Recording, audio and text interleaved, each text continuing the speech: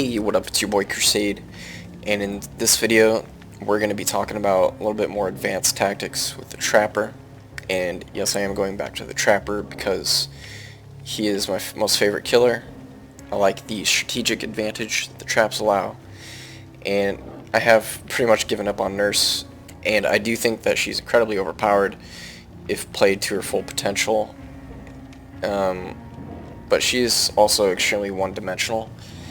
So I get bored of her really fast, and I never got her to the point where she was really overpowered myself. But I have played against some Prestige 3 nurses.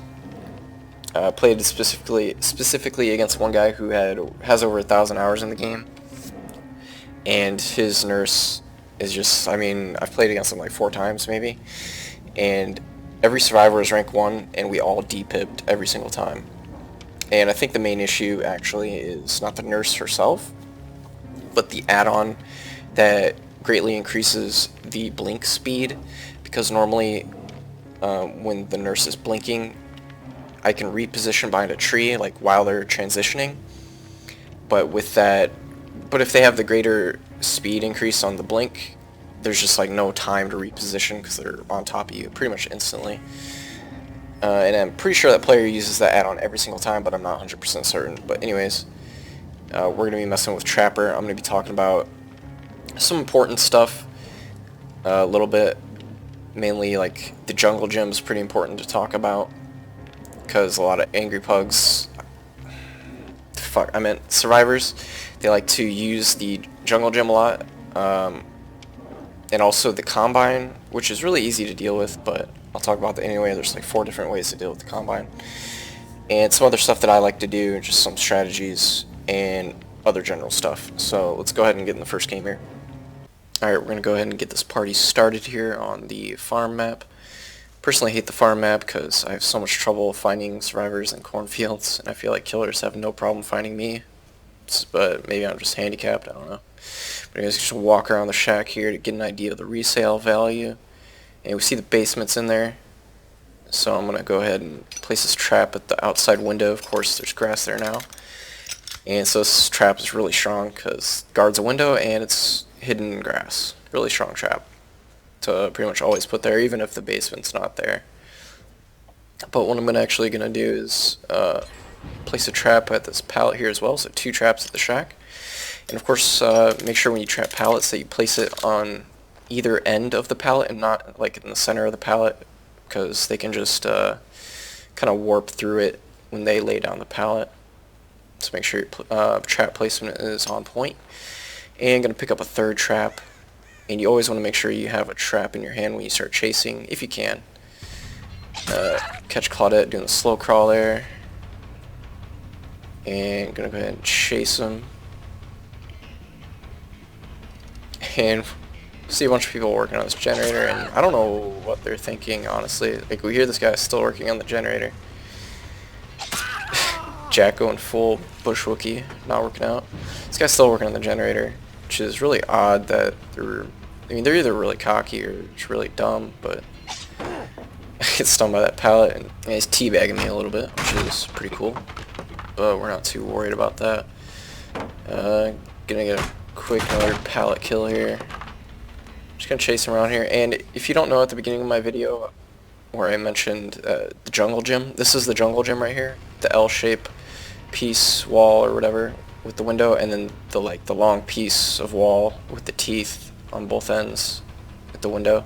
Alright, so when the survivor runs around this L piece here, a line you could take is turn around right here and stay on the outside here and stay in their blind spot, and you'll come up behind them. It's easy to lose track of the killer in that position, and there's a lot of cover. You can only get spotted through a window. It's a really small portion in there, but so it's a really good line to take. So rewatch that if you need to. And so real quick, I'm going to show another short snip from a game where players using the jungle gym while I talk about it. So the way the jungle gym works is it's kind of the survivor does like a figure 8 between the 2 windows. They'll kite in a circle around one piece and then maybe jump through the window on the other piece, and they just do kind of like a figure 8 motion. So just kind of figure out what sort of pattern they're doing, and if they're kiting around like this L or this U-shaped piece here. Kind of just have to pursue to get them to transition. And once they transition, that's where you need to sort of make like some sort of juke or sneaky move and do something that really like conceals movement, or just turn around and go some way that is unexpected. That's my best advice for this. Or you can just lay down a trap at one of the windows, because one trap will shut this down, because of course they need both windows for this to work. And then of course, like a real survivor, he's gonna go straight for the combine here. But as this guy goes up to the top of the combine, I'm gonna pause the video here. And of course he just vaulted to the right there, and he's gonna be sitting on top of those hay bales. And of course, once I vault over, he's gonna drop down, go to his right probably, and circle around to just keep going through the combine over and over. Because of course you can't get onto the hay bales from the ground level. But what you can do to counter this is just vault over, and once he gets pushed off of the hay bales, you can turn right around and just vault back over. This will completely deny the combine infinite, which is not really an infinite because you can just do that. But maybe some people don't know about that. It's really easy counter. Of course you can just place a trap as well on the hay bale side, which actually would not be able to be disarmed or sabotaged at all, so it's like an invincible trap that you could place over there, and it'll catch anyone that tries to use this if you want to do that preemptively. But I figure just being able to vault over twice is good enough. You can go off the ledge here and lunge and hit. It's not the easiest to do this because they could just be sitting at the bottom. Not sure how easy it is to get a hit down there, but it's also the hardest to pull off. And the last one is to come up here and vault over the left side, turn around and lunge into this lamp here, and it'll launch you above the combine, and you can just walk over to him. And so we go ahead and do that and chase him into the trap here, hit him before that animation ends, so he's in dying state right now, so if he gets out, it's going to be like a honing stone. And I'm placing this trap here because what I'm going to do, and this is why I placed the two traps at the shack, is once I hook this player down in the basement, I'm going to replace this third trap here at the pallet, and this will make it so he's completely locked in the shack. It'll also make it so it's possible to get like a multi-trap, so you can trap multiple survivors at the same time. And so let's go ahead and place that trap here. And so this is kind of like evil, right? But I've seen it be pretty effective. It's not effective when survivors are actively disabling my traps and disarming them. But I try to patrol around if I see them doing that. Like I reset them and then patrol back around. So I'm just patrolling a little bit. I can completely leave, but I want to see if anyone's like disabling a trap. But I'm going to go check these generators over here. And then one of the players actually gets unhooked, so I'm really confused by that. Apparently he either unhooked himself or a player is down in there with him, but he jumps through the window because that's the only place he didn't see a trap, but there was a trap there. So we get him down, and that jack I hit earlier happened to just step in one of my traps. So I guess the Claudette did just unhook herself, but again, that multi-trap strength really playing out in my favor this time around. So we're gonna go ahead and drag them both down into the basement. The method proved effective this game, at least. And at this point, you can debate whether or not you want to reset all these traps, because it does take a lot of time. And there's only 2 gens left, so you may consider just placing a trap at one of their feet and then just leaving. But this jack unhooked himself, and real quick, he shouldn't have been hiding in that corner, because okay, if a killer comes down, I want to pause real fast. If a killer comes down to the basement and you're in that situation, I mean, the best you can do is just hide behind the pillar, like the center pillar, or maybe behind like a hooked survivor if there's a hooked survivor down there, and just bait him into missing or hitting a hooked survivor, or just anything. But if you're injured and hiding in that little cubby, it's not going to work out. But if a killer can physically hear you, just assume that they will hear you. So play like that. You're pretty much screwed either way, though, if you get caught in the basement like that. But I thought maybe he didn't just unhook himself, so I was double checking corners, and we didn't hear any closets, so I don't bother checking those. Of course you can't hear breathing through the closets, but sometimes I can't hear it. But we get those guys on the hooks, and they're pretty much dead. I go back to check real quick because, well, I don't know why, but we're gonna go look for these other two players. Checking these last gens. I didn't really, oh, looks like he was behind there. And get hit on him because he wasn't really paying attention too well. And I really hate pallets way more than I hate survivors, so definitely gonna kill that pallet first. And I guess I hate survivors too, so we're gonna get him down. And usually when there's two survivors left, and you want to get one down, and then just, you know, camp him with deer stalk or whatever. Not camp him, but just wait it out, see if you can get the other survivor down first. But I'm kind of impatient, so I'm not gonna play around the trapdoor. I'm just gonna hook him and just hope for the best, really. Because waiting for the bleed out timer is really boring to just walk around and look for someone. So, and plus I know I don't need any more points. I've gotten plenty of traps, 2 sacrifices already. Not really in it for points. I'm just, you know, trying to have some fun at this point. So we're gonna hook him in the basement, trap him, standard, and then we're just gonna look for the last guy. But as it will turn out, this guy is attempting escape, and he's not gonna struggle, so he's killing himself really fast. Because maybe he's with Survive with Friends and he's communicating with his teammate, you know, just die really fast so I can get the trapdoor.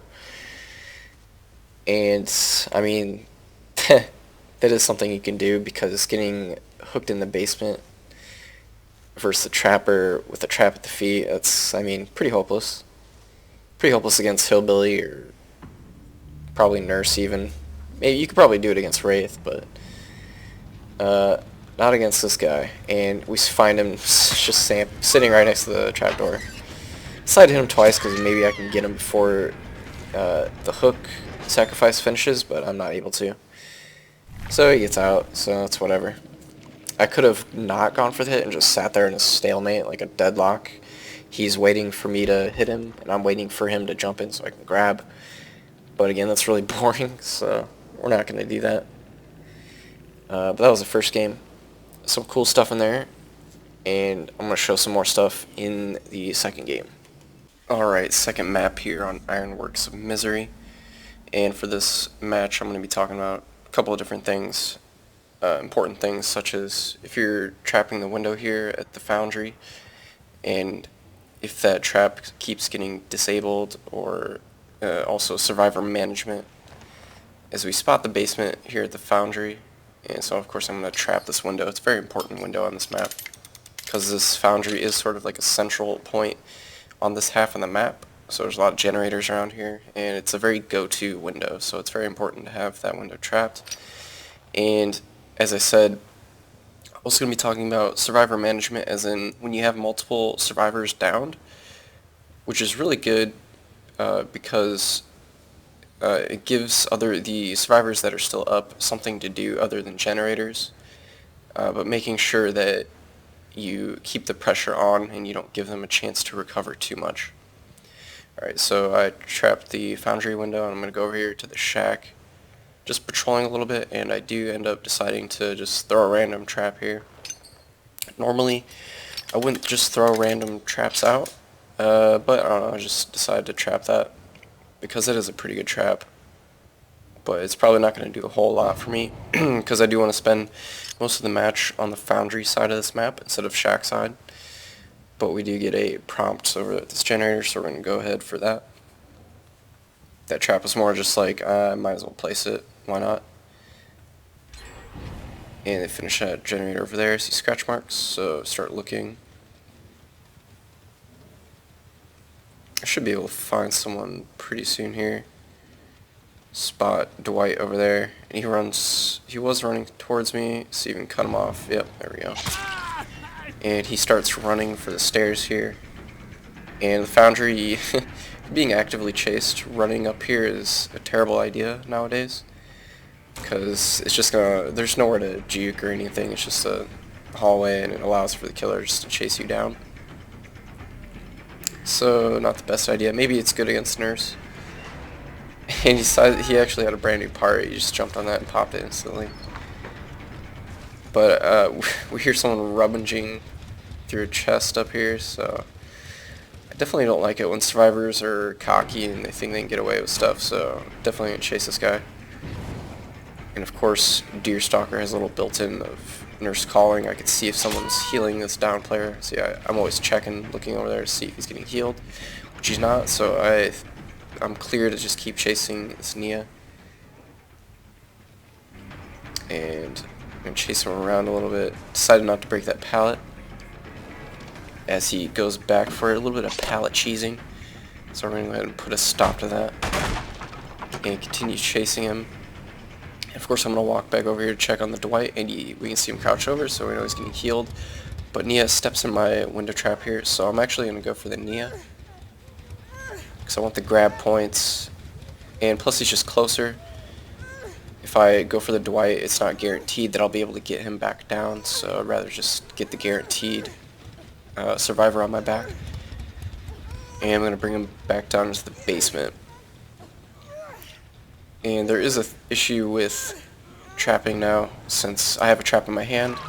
I am going to trap the survivor's feet, but something to note is that with that unset trap at the window, you can't replace the trap there, because you can't place a trap on top of another trap. But I just placed the other trap at the survivor's feet, so that frees up my hand, and I can just place this trap here. But that will actually come into play a bit later, because I run into the same situation.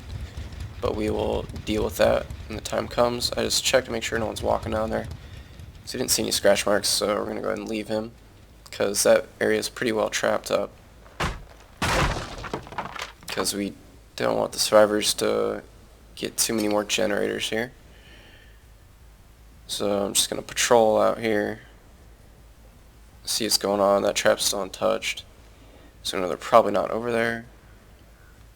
I'm going to go patrol over to this generator, and they snap one of my traps, so I'm going to immediately head back over here.